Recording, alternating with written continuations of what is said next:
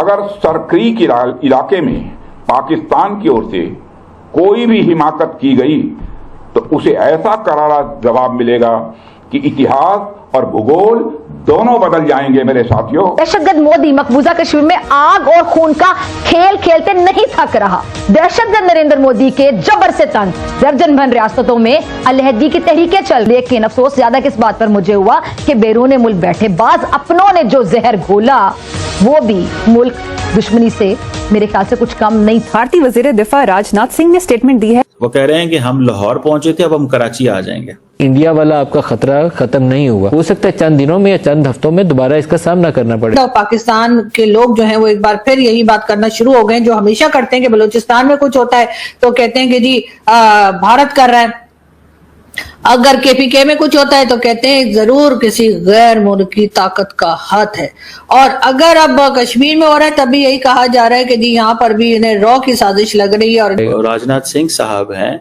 वो ये कह रहे हैं कि हम कराची पहुंचेंगे। पाकिस्तान है उसको थ्रेट अभी तक मौजूद है, हिंदुस्तान की तरफ से दोबारा पाकिस्तान पर हमले का खतरा मौजूद है, और मैं कोई हवाई बात नहीं कर रहा, बिल्कुल बहुत से जो डिप्लोमेटिक सोर्सेज हैं वो भी यही बता। उनको लगता है कि राज जो है ना वो कुछ कर रहा है।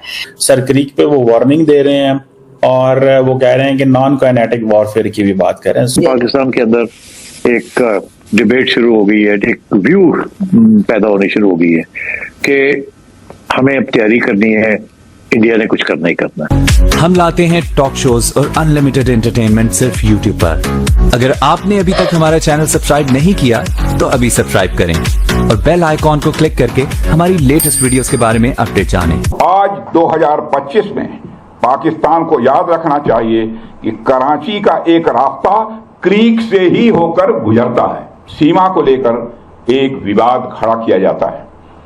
भारत ने कई बार बातचीत के रास्ते इसका समाधान करने का प्रयास किया है, मगर पाकिस्तान की नीयत में खोट है।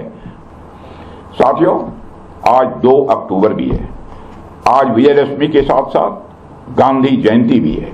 जब मैं मनोबल की बात कर रहा हूं तो स्वाभाविक रूप से हम सबका ध्यान महात्मा गांधी जी की ओर भी जाता है। वह तो अपने आप में मनोबल के एक ज्वलंत उदाहरण थे।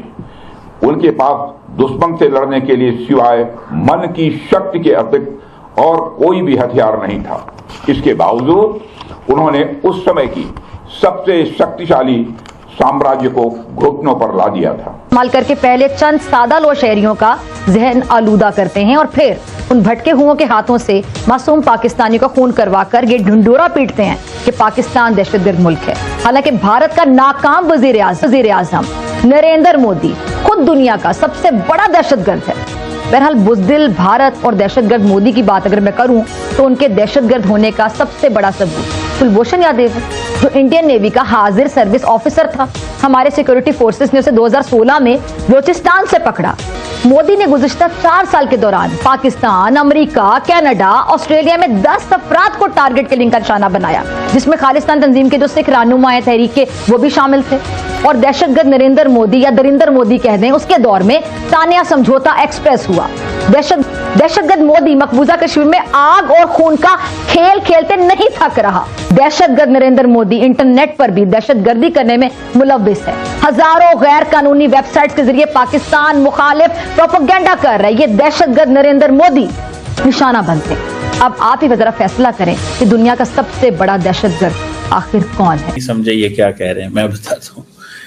कराची से 50 मिनट की या 45 मिनट की जो हेलीकॉप्टर की सफर है सरक्रीक पे, ज्यादा नहीं है, मैक्सिमम 1 आवर होगा, इससे भी कम है मेरा ख्याल है, 45-50 मिनट। ये उस चीज की बात कह रहे हैं। वो कह रहे हैं कि हम लाहौर पहुंचे थे, अब हम कराची आ जाएंगे। सो इट मीन्स कि ये जो इलाका है सरक्रीक का, इंडिया इसके ऊपर एडवेंचरिज्म का प्लान रखता है। ठीक है, वो इस गेम में है, ठीक है ना जी। तो मुझे इस चीज को थोड़ा स्टडी करना है कि जो राजनाथ सिंह साहब हैं वो ये कह रहे हैं कि हम कराची पहुंचेंगे और हमारी इंटेंशंस अच्छी नहीं है यार, मुझे बात बताएं, हमारी इतनी इंटेंशन अच्छी नहीं, हम तो आपसे बहुत छोटा मुल्क है, आप तो बड़ा मुल्क है, आपके पास तो रिसोर्सेज हैं, पैसा है, आप तो अमीर हैं इस मुल्क, इस इलाके के, क्या कुछ है आपके पास। सो कराची आना चाहते हैं, लाहौर नहीं कराची। मुझे ऐसे लग रहा है कि ये बार बार नेवी को इंगेज कर रहे हैं, अगली दफा जो जंग है वो नेवी की होनी है, ये मैं आपको बता सकता हूँ।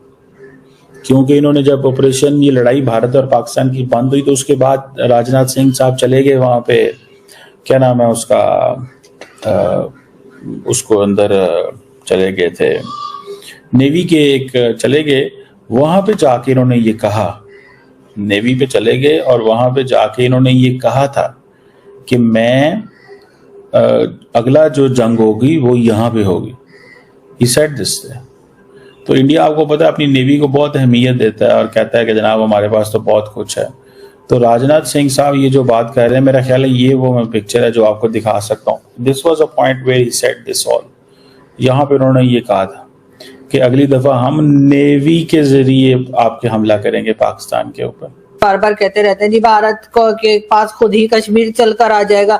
मेरा ख्याल है उन्हें इस किस्म की बातें नहीं करनी चाहिए। वो क्या है कि कुछ अजीब सा लगता है और हमारे लोग डर जाते हैं, तो ऐसी बातें नहीं करनी चाहिए। लेकिन बाहर हमारे यहाँ तो जी बार बार हम, जैसे कि आप जानते हैं कि हम कहते हैं कि जी कश्मीर हमारी शहरग है, हम कश्मीर के साथ खड़े हैं, हमारा कश्मीर है, और इस किस्म की कई दूसरे नारे जो हैं वो हमारे पॉलिटिशियंस लगाते रहते हैं टाइम टू टाइम। मतलब जब जब ऐसा होता है ना कि जरा उन्हें थोड़ा रोक डालना होता है, थोड़ा भारत को दिखाना होता है, तो हम फिर कश्मीर कश्मीर शुरू कर देते हैं हर जगह जाकर।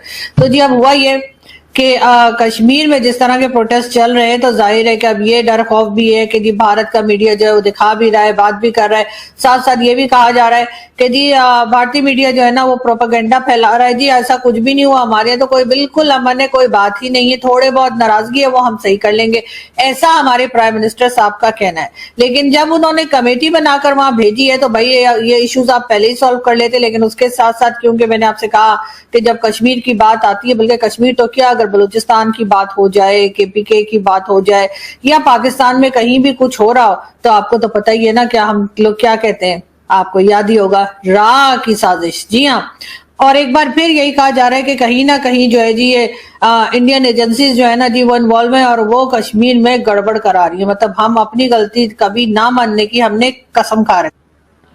जो पहले के लोग थे, यानी जो कश्मीर के लोग थे या जो पाकिस्तान के लोग पहले थे, कुछ सालों पहले तक, 4-5 साल 6 साल समझ लीजिए, या बहुत भी हुआ तो चले 8-10 साल समझ लीजिए, उनकी आंख में कोई लिहाज था, कोई शर्म थी। मतलब ऐसे थोड़ी के पुलिस वालों को और रेंजर्स को और किसी को भी उठा पटक करना शुरू कर देते हो, ऐसा नहीं होता था। लेकिन अब जब से इमरान खान आके गए, इमरान खान ने और कुछ किया हो ना किया हो, लोगों को ये सिखा दिया है कि जी आपने जो है ना वो लड़ना है, और अगर आप कोई डिमांड कर रहे हैं और की डिमांड नहीं सुनी जा रही तो देख कान के नीचे 2 रख के। तो जी चाहे कोई भी सामने आ जाए तो हमारे लोग जो है ना कान के नीचे 2 रख के देते हैं। आपको याद होगा कुछ दिन पहले भी जो है, मेरे ख्याल 1-1.5 साल पहले भी जो है वो कश्मीर में ही जो है रेंजर्स और पुलिस वालों को उठा उठा के नीचे फेंक रहे थे कश्मीर के लोग, और वो वीडियो भी सामने आ गई थी। और उसके बाद जब इंडियन टीवी ने उस पर बात की और हमारे लोग गए, तो हम तो यही कहते रहे किस तरीके से जो है इस बात को हम कवर अप करें या किस तरीके से इनको डिफेंड करें, वो हमें समझ में ही नहीं आ रहा था। लेकिन बहरहाल अब हुआ ये है कि एक बार फिर जी हमारे लोगों ने जो है ना वो वहां पे अंत मचा रखा है, जैसे कहते हैं ना कश्मीर वालों ने।